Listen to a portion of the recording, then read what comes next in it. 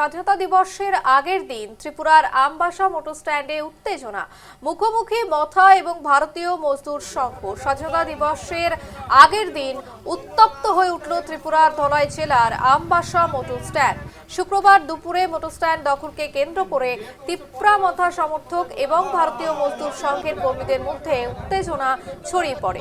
পরিস্থিতি নিয়ন্ত্রণে ঘটনাস্থলে পৌঁছায় আমবাসা থানার পুলিশ এবং আমবাসা মহকুমা পুলিশ আধিকারিক নিরুপম দত্তের নেতৃত্বে বিশাল পুলিশ এবং টিএসআর বাহিনী।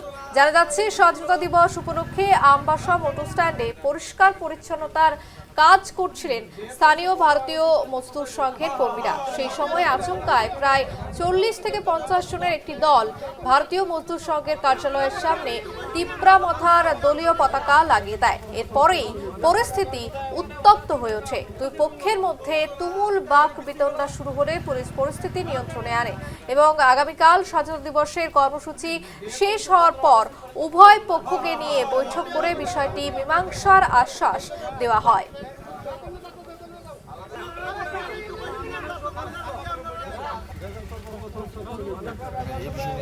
কোন ফ্ল্যাগটা আপনারা ত্রিপুরা মথা ফ্ল্যাগ?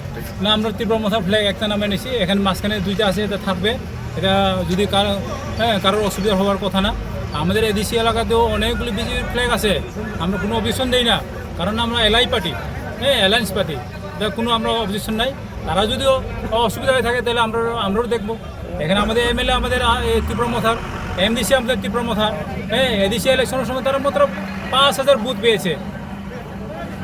বিজেপি 5000 বুথ পেয়েছে মাত্র, তো আমরা 19,000 পেয়েছি।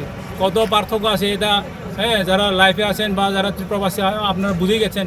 28টা সিটের মধ্যে 24টা আমাদের এমডিসি আছে।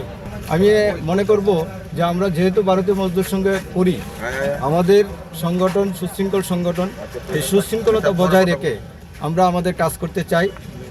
এই যে পরিবেশ আমরা দেখছি আজকে, আমি আশা করি সেটা আলোচনা সাপেক্ষে যদি আমরা সবাই বসি তাহলে সেই দিকটা আমরা নির্ণয় করতে পারবো যে আগামী দিন আমাদের সংগঠনের ভাবধারার উপর ভিত্তি করে আমাদের সংগঠন চলবে।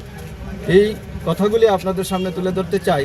যেহেতু আমরা ভারতীয় মজদুর সংঘ করি, আমাদের শ্রমিক হিতে কাজ করি, রাষ্ট্রহিতে কাজ করি, উদ্যোগীতে কাজ করি, তার জন্য আমাদের লক্ষ্য থাকবে যে আমরা যে এই মোটর স্ট্যান্ডের সার্বিক উন্নয়ন,